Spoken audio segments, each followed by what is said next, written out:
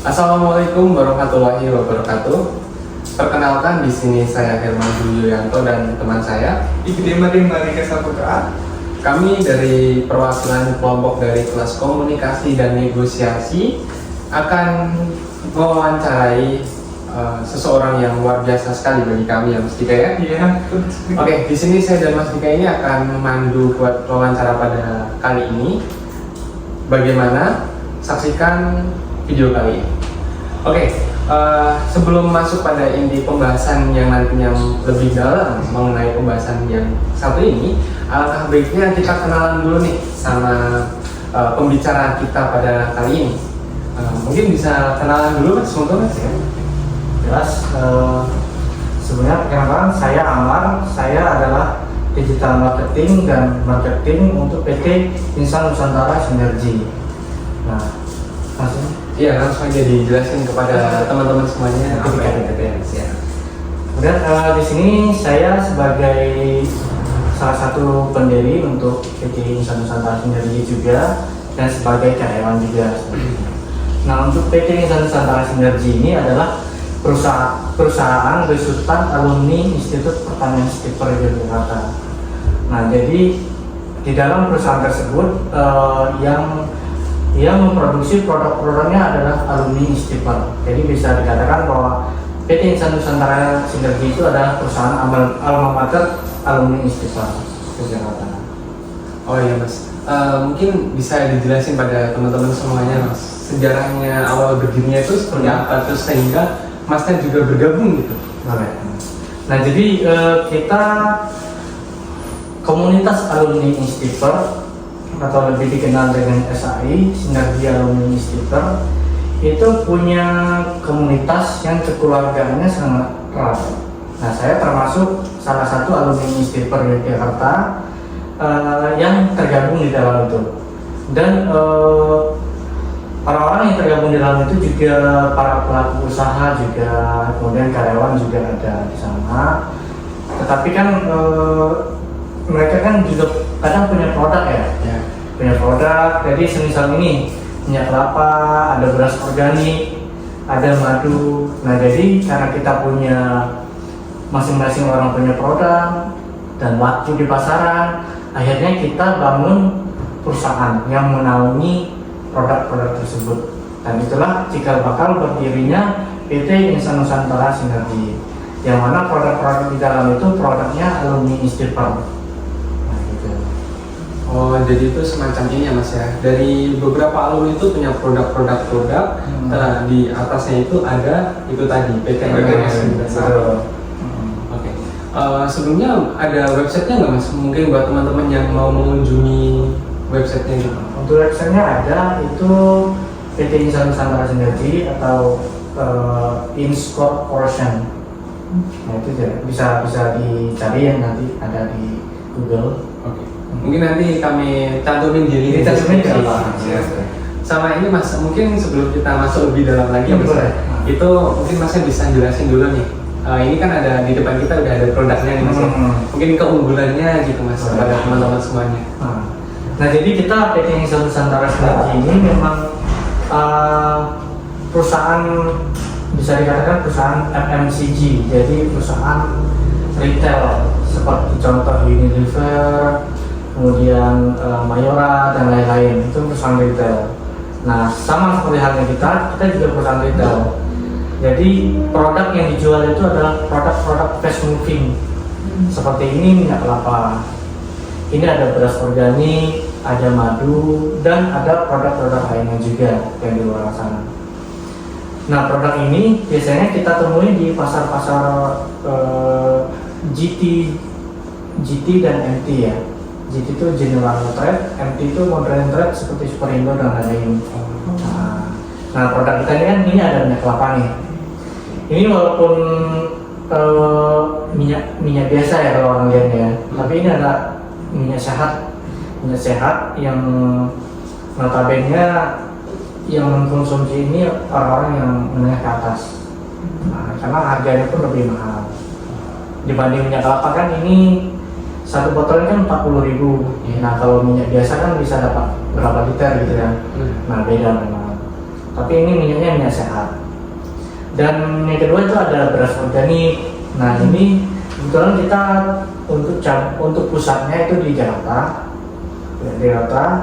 dan di Jakarta itu konsumsi barang-barang organik, barang-barang kesehatan itu sangat tinggi kesadarannya. Nah ini berasnya beras organik. Sama halnya juga madu.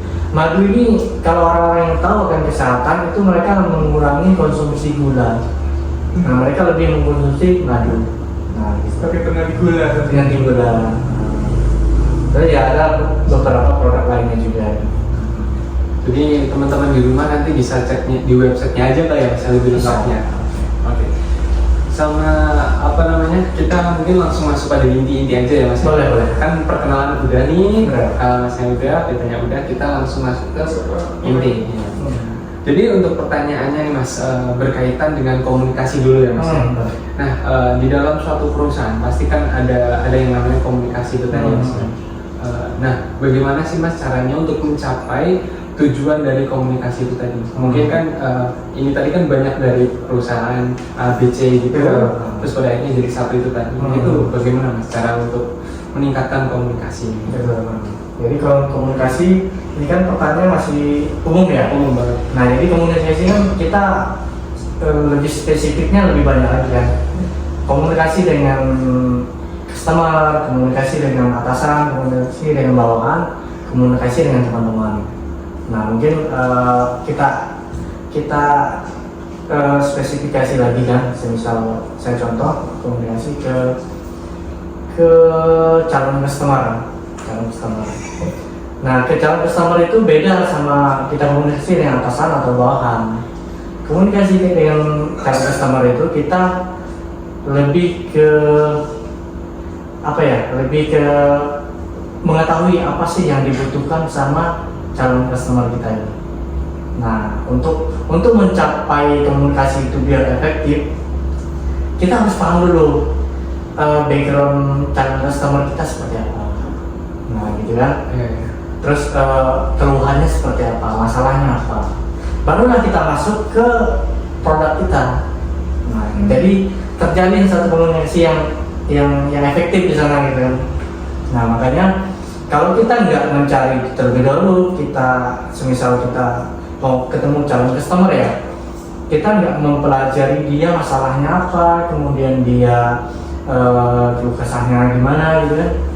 Ya yang kita jelasin ini ya nggak ada artinya bagi dia kan? Karena dia nggak butuh.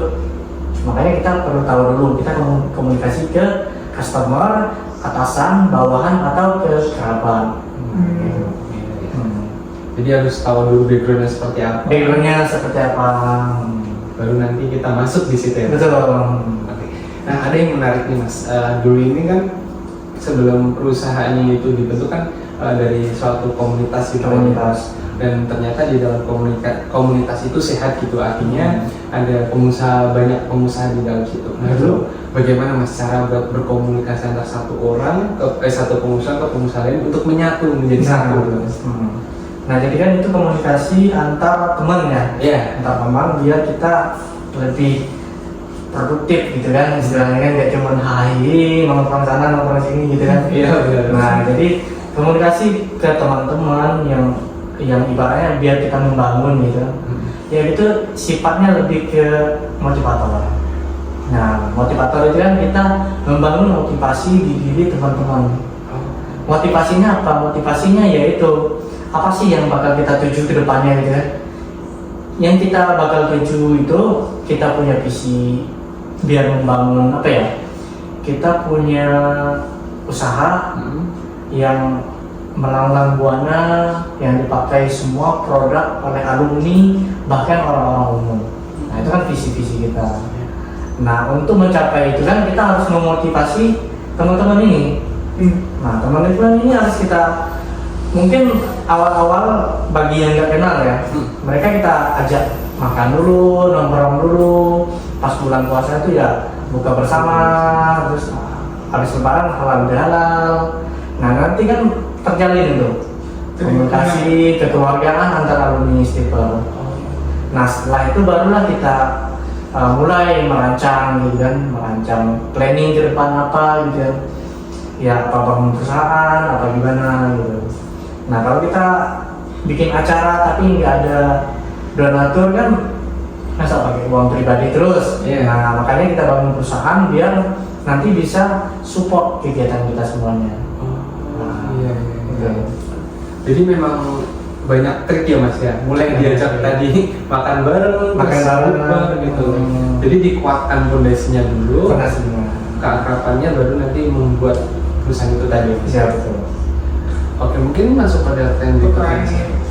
Mungkin pertanyaan berikutnya, misalnya nih di dalam perusahaan itu kan pasti ada namanya komunikasi kan, Mas.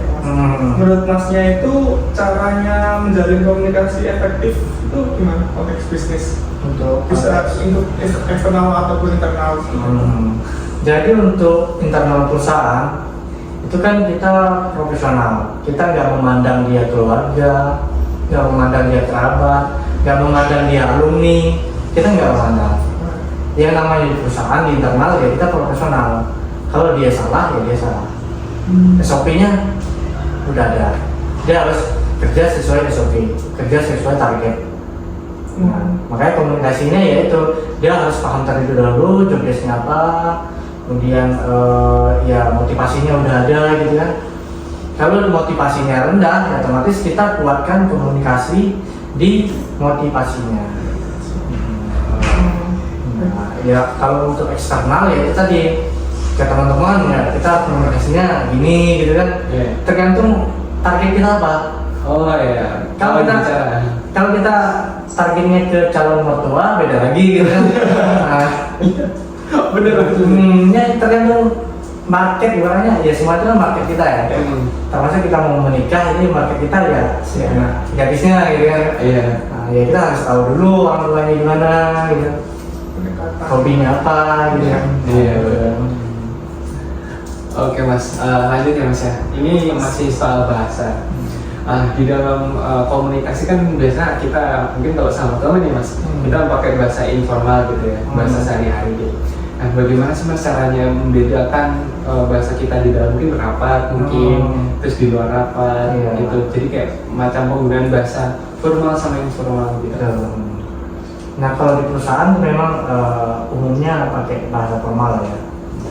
Bahkan apa ya pas lagi emosi pun kita harus mengontrol diri kan, jangan sampai ada kata-kata kotor gitu kan. Nah di perusahaan. Nah di luar juga beda lagi gitu kan, pendekatannya lebih beda di sama teman-teman, sama atasan apa sama bawahan. Nah kalau sama teman-teman itu ya kita komunikasinya lebih ke target kita apa tadi kan. Nah sama atasan itu ya kita lebih ke apa ya istilahnya ya, lebih ke nunduk lah, kita ngikut apa yang di ini diminta sama perusahaan gitu kan. Kalau kita komunikasinya ke bawahan itu ya kita lebih ke tegas, kita tegas, kita nggak boleh loyo. Nah, itu ke bawahan. Oke Mas, ada satu hal yang menarik sebelum kita masuk ke pembahasan berikutnya Mas. Menurut Mas nih bagaimana ya Mas ya? Bagaimana Mas itu mengontrol diri ketika mungkin berhadapan mungkin ya kasusnya seperti ini Mas. Atasannya lagi nggak baik-baik saja, mohon maaf ya, dalam tanda kutip kurang sesuai gitu. Terus pada akhirnya itu teman kita yang ada di bawah atau bawahan kita itu ngelaksanain tugas itu juga nggak sesuai dengan SOP kata. Iya. Bagaimana Mas itu buat mengontrol diri Mas itu supaya tetap berada di jalur yang tepat gitu? Ya. Intinya di perusahaan itu kita punya tanggung jawab ya. Kita punya tanggung jawab, kita punya SOP.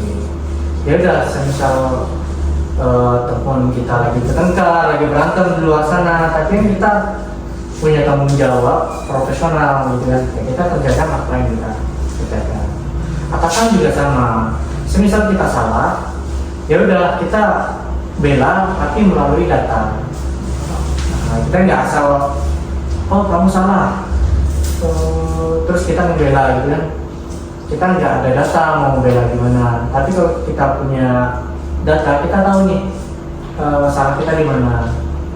Jadi atasan juga lebih apa ya, lebih apresiasi ke kita kalau kita bicara tentang data ya.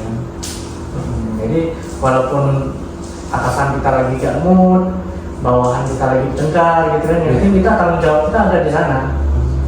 Nah, terkait motivasi mereka, motivasi atasan, itu kan ada bidang-bidangnya sendiri ya, HRD dan lain-lain gitu ya. Nah, itu ada bidang sendiri. Yang penting ya tugas kita aman aja dulu. Oh ya. Jadi sebelum masuk ke berikutnya ya Mas ya, mungkin buat teman-teman yang ada di rumah nih, buat mungkin yang nantinya itu berada pada suatu perusahaan terus atasan kurang baik-baik saja, bawahan pun sama ya Mas Dika ya. Nah, kita harus sesuai sama data kita gitu. Kalau emang data-data kita benar ya sebagai bukti. iya. Oke, mungkin langsung ke pertanyaan berikutnya mungkin ya. Di perusahaan itu kan pasti ada yang namanya miskomunikasi ataupun kendala dalam berkomunikasi lah. Nah itu menurut Masnya bagaimana cara Masnya itu dapat mengembangkan strategi komunikasi yang efektif dalam hubungannya dengan pihak eksternal seperti pelanggan, pemasok ataupun mitra bisnis. Dan komunikasi itu sangat banyak yang miss ya sebenarnya. Di dunia perusahaan itu internalnya pun banyak yang miss. Atasan sama bawahan, teman sama teman kerja itu banyak yang miss. Nah, untuk meminimalisirnya kita bisa, kalau dari perusahaan itu biasanya bikin meeting koordinasi lah. Ada meeting koordinasinya bisa seminggu sekali, bisa tiap hari. Nah, kita meeting di sana. Bisa per cabang, bisa nasional, itu ada jadwalnya. Memang dibuatkan khusus. Apa keluh kesahnya, terus apa kendalanya, ya di meeting kan gitu. Berarti meeting dibahas itu kayak seperti evaluasi. Evaluasi juga kendala-kendalanya, capaiannya gimana, ya itu dibahas semua. Dengan meeting tersebut. Karena kalau nggak di luar meeting, kita nggak bisa bicara apa ya, satu pihak ya. Di luar meeting kita ada masalah nih sama teman. Kalau kita cerita ke atasan, otomatis atasan itu hanya mendengar yang kita omongin. Satu pihak, satu sisi. Atasan nggak mendengar dari pihak yang lain, gitu kan?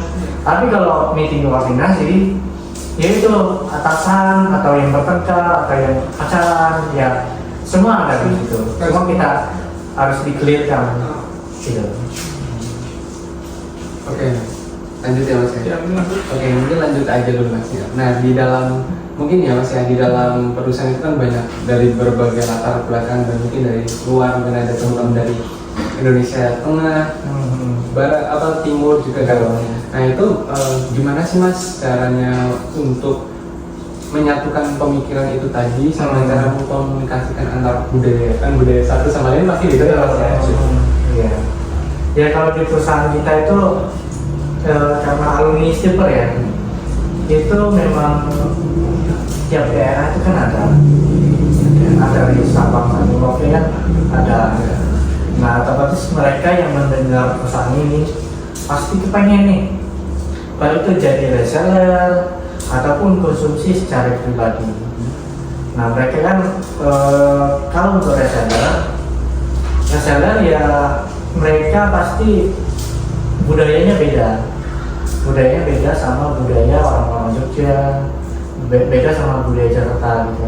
Nah, untuk menyatukan itu kan, itu ya kita yang penting kita paham dulu mereka itu biasanya hambatannya gimana.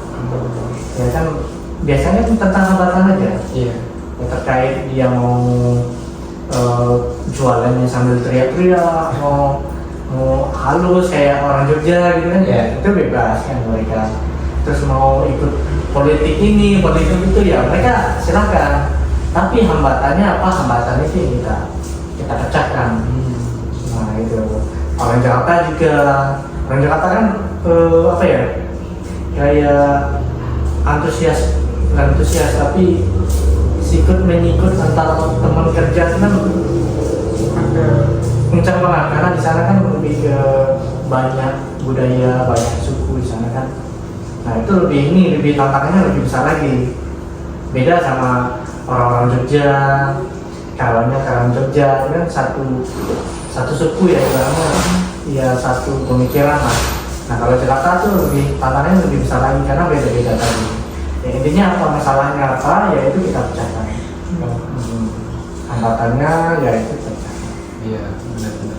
Jadi walaupun misalkan dalam suatu apa namanya ada kasus itu bareng-bareng dipecahkan. Bareng-bareng. Ya. Intinya kita harus ya kalau bisa ngasih solusi, bukan larut dalam masalah itu. Oh, iya. Gak malah mengopok-opok ya? Bukan, solusi ya, ikut baku hantam di sana gitu. Fokus ke solusi. Nah, Oke, baik, ini lanjut. Tadi Mas Ken kan sempat bilang kalau misalnya tantangan Jakarta itu sebenarnya banyak karya-karya budaya kan banyak yang perbedaan yang suka marah-marah dan sebagainya itu. Iya. Nah, menurut Masnya itu saran untuk orang-orang yang ingin melakukan yang ingin meningkatkan kemampuan mereka dalam komunikasi itu gimana sih, baik dalam lingkungan bisnis ataupun pribadi, menurut Masnya bagaimana? skill kayak komunikasi ya, sebenarnya untuk skill itu sebenarnya lebih ke kita terjun langsung gitu. Kita kalau belajar ikut kelas itu kan kita cuma sebatas aku apalagi kelasnya bukan kelas wajibnya di kampus ya, kelasnya kelas online gitu ya, udah dengar teori habis itu masuk dengan kanan keluar dengan kiri, HP ditutup habis itu lupa gitu kan, karena nggak ada paksaan kan. Ya beda sama semisal kita ngelakuin langsung kayak saya kan lebih ke marketing, otomatis komunikasinya memang sangat dibutuhkan. Komunikasi ke customer, komunikasi ke calon klien, ke atasan, ke bawahan gitu kan. Nah itu harus diasah banget. Nah yang asahnya bisa kalau pas lagi kuliah bisa ikut organisasi. Nah itu kan penting, organisasi, kemudian bisa ikut komunitas-komunitas lain. Ya banyak nih ajang untuk melatih skill komunikasi. Pokoknya intinya terjun biar Terjun langsung, betul. daripada seperti itu ya. Iya. Tinggal kiri. Mungkin lanjut ke pertanyaan. Lanjut ya Mas ya. Nah ini kan tadi udah menyinggung tentang kelas online ya Mas ya. Kelas online itu kan salah satu teknologi yang mungkin mulai naiknya itu waktu corona kemarin. Iya. Nah menurut Mas itu bagaimana sih Mas cara memanfaatkan teknologi semacam ini gitu? Terus bagaimana cara membatasi mungkin karyawan-karyawan yang seharusnya beliau ini bekerja malah dolanan HP gitu. Betul. Nah itu bagaimana Mas? Iya. Terus sekarang kan era digital kan memang nggak bisa kita hentikan ya, apalagi pas COVID kemarin itu perubahannya drastis banget. Iya. Anak-anak SD udah beralih ke webinar gitu ya, maksudnya ke Zoom gitu ya, ya itu sebenarnya di zaman dulu di perusahaan itu memang udah ada meeting koordinasi itu nggak bisa offline. Meeting koordinasi itu kan nasional, kadang-kadang perusahaan kan ada yang di Jawa, di Sumatera. Nah itu mereka by Zoom, by Meet, memang udah ada dari dulu. Nah sekarang memang pas COVID kemarin semua kalangan itu memakai itu. Iya teknologi ya. Dan teknologi sekarang itu untuk perusahaan juga sebenarnya sangat membantu. Meskipun di lain sisi godaan untuk main HP, nah itu kan efek negatifnya ya. Iya. Itu kan ya masalah tadi tinggal kita kasih kebijakan perusahaan gimana gitu kan. Nah untuk efek positifnya ya kita bisa, misal kita jualan produk nih, ya dari sosial media aja satu karyawan kita itu punya followers kadang ratusan kan. Iya. Ya kenapa enggak? Nih kasih nih buat apa ya, buat bahan story murah gitu kan. Iya. Kita kasih fotonya udah kita buatkan, serah sekali-kali nggak ngabisin waktu juga gitu. Itu salah satu branding perusahaan. Jadi kalau perusahaan punya karyawan 1000, bayangin dikali berapa ratus orang follower saja udah ratusan ribu kan. Iya. Nah apalagi follower di atas ratusan itu. Nah itu ya sisi positifnya gitu. Ya beda-beda perusahaan kan beda ini ya, misal perusahaan perkebunan perkebunan itu memang untuk Zoom meeting, memang apa ya, untuk digital marketing itu memang nggak terlalu dipakai. Tapi untuk teknologi kayak laporan, terus teknologi di kebun itu sangat berguna juga. Pasti ada teknologinya. Iya, jadi buat teman-teman di rumah ya Mas ya, daripada buat nge-branding mungkin ketampanannya sama kecantikan ya, bisa nge-branding produk ya Mas. Produk. Itu teman-teman. Oke, mungkin lanjut aja ke pertanyaan berikutnya ya. Bagaimana menurut Mas itu bagaimana tuh peran teknologi komunikasinya dalam informasi bisnis dalam membantu perusahaan untuk meningkatkan efisiensi dan produktivitas? Iya. Kalau peran teknologi itu memang untuk bisnis atau untuk perusahaan ya, itu sangat-sangat membantu. Kayak sekarang kan yang lagi viral apa namanya, ChatGPT ya. Bener-bener AI. Nah itu kan kalau untuk komunikasi secara digital marketing ya, itu kan butuh copywriting, product knowledge, untuk konten-konten lah ya kan. Nah kalau mereka yang nggak paham, yang masih gaptek, masih bingung, masih nyari literasi di mana, ya itu bisa pakai itu kan, bisa cari itu, kita ketik aja madu belum ada tuh, apa aja madunya, ya tinggal kita pilah-pilah kata-kata apa yang mau kita pakai. Nah itu kan suatu bentuk komunikasi dari teknologi untuk teknologi ya digital marketing atau kan usaha pribadi. Jadi kalau ChatGPT itu kan ada beberapa mungkin ya Mas, itu memanfaatkan itu dengan hal-hal yang negatif gitu seperti kontek dan kawan-kawan gitu. Nah jadi daripada buat nyontek lebih baik dimanfaatkan buat seperti itu copywriting. Iya, berarti skill gimana. Oke Mas, lanjut ke sebenarnya pertanyaan udah cukup sampai sekian ya Mas. Cuman ada beberapa yang bikin penasaran gitu ya Mas. Dulu kan Masnya itu kan kuliah Mas ya. Kalau boleh tahu kuliahnya jurusan apa waktu itu Mas? Kita istighfar itu kentalnya dengan jurusan kelapa sawit. Kelapa sawit ya? Kelapa sawit. Kalau saya di budidayanya. Budidaya. Oh ya, kalau dulu kan ibarat kata kuliahnya di mungkin perkebunan ya Mas? Perkebunan, terus sekarang itu Masnya malah ke PT gitu. Itu kan marketing maksudnya. Itu kan seolah-olah itu kan meloncat gitu Mas. Beda banget. Ya, kalau pandangan beberapa orang luar itu kan menganggap bahwa ya udah kita kuliah mempelajari apa, kerja ya harus mempelajari apa. Nah, menurut Mas melihat dari pandangan Mas ya Mas, tentang itu tuh seperti apa Mas? Ya, kuliah dan kerja ini. Nah sebenarnya kan banyak ya kasus yang kuliahnya jurusan ini, kerjanya jurusan ini, kerjanya di bidang ini, kan banyak banget ya. Betul. Termasuk saya akhirnya. Saya memang kalau secara basic saya orang perkebunan, tetapi realita saya lebih memilih kerja di marketing untuk perusahaan alumni ini. Karena apa? Karena marketing itu pekerjaan yang enggak membosankan. Kita kerja enggak pergi pagi pulang malam enggak. Kita punya tantangan tersendiri, gimana sih kita create produk tersebut biar bisa diterima semua kalangan, semua orang ya. Nah beda kalau kita kantoran, beda kalau saya di perkebunan, itu kan SOP-nya udah jalan gitu ya. Kita berangkat pagi, pulangnya malam. Terus apa ya, sangat bukan ya bagi saya cukup membosankan, tetapi bagi orang lain mungkin punya kenikmatan tersendiri ya. Beda-beda orang kan beda pikiran. Menurut saya ya apa misal kita jurusan ini, tetapi kita tahu nih potensi diri kita di mana. Misal kita orang yang gampang bosan, itu bisa ya ini kayak ini marketing gitu kan, atau bisnis gitu kan. Nah, itu lebih tantangannya lebih enak. Tapi kalau orang yang nggak bosanan, ya mau jadi karyawan, ya apa? Mau aja. Kantoran gitu kan, PNS lain gitu kan, nggak apa.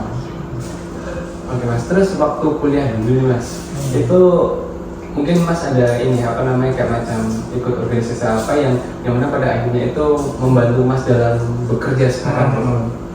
Ya kalau saya dulu ikut ke konservasi mangrove, konservasi mangrove dan organisasi lainnya juga ikut kan. Cuman untuk yang serius itu saya di mangrove. Ya salah satu skill yang saya pelajari itu tentang bendahara, keuangan. Nah itu selaras dengan bisnis. Kita harus tahu mengatur keuangan harus gimana, gitu kan. Kalau di usaha kan kita menghitung cash flow kita, kemudian HPP kita, itu kan. Nah salah satu yang bermanfaat di bidang organisasi ya itu salah satunya keuangan tadi, dan salah satunya lagi komunikasi ini tadi. Nah tentunya kalau organisasi ini kita mau nggak mau kita harus banyak ngomong, gitu kan. Nggak mungkin pasif aja, gitu kan. Kalau pasif ya kita dikiki sama ini mereka ya. Sepertinya udah lumayan panjang juga ya Mas Dika ya. Menarik sekali gitu pembahasannya. Iya betul. Dan tadi itu intinya tentang komunikasi tadi juga udah dapat ya Mas Dika ya. Mungkin ini Mas kata-kata penutup nih buat teman-teman semuanya yang mungkin ada yang mau kerja, cari kerja, atau yang bahkan mau mendirikan perusahaan. Kalau kata-kata motivasi ya, motivasi dari saya, baik itu yang mau kerja, mau bisnis, ya monggo silakan. Yang penting ditekuni, dipelajari, karena bisnis itu nggak cuma tentang kita jualan, tapi juga tentang ilmu yang kita pelajari di sana harus kita matangkan juga. Karyawan juga sama, kita harus belajar juga tentang gimana sih SOP perusahaan, itu semuanya harus dipelajari. Ya kita nggak asal-asalan, nanti kita berangkat dengan ilmu. Ya, insya Allah itu bakal berhasil. Utamanya tekun ya Mas ya. Tekun. Oke, sepertinya buat pembahasan kita pada kesempatan kali ini kami cukupkan ya Mas ya. Kami aturkan terima kasih nih Mas ya. Sama-sama. Terima kasih. Oke, untuk pembahasan kali ini kami cukupkan teman-teman semuanya. Kami akhiri. Wassalamualaikum warahmatullahi wabarakatuh. Waalaikumsalam.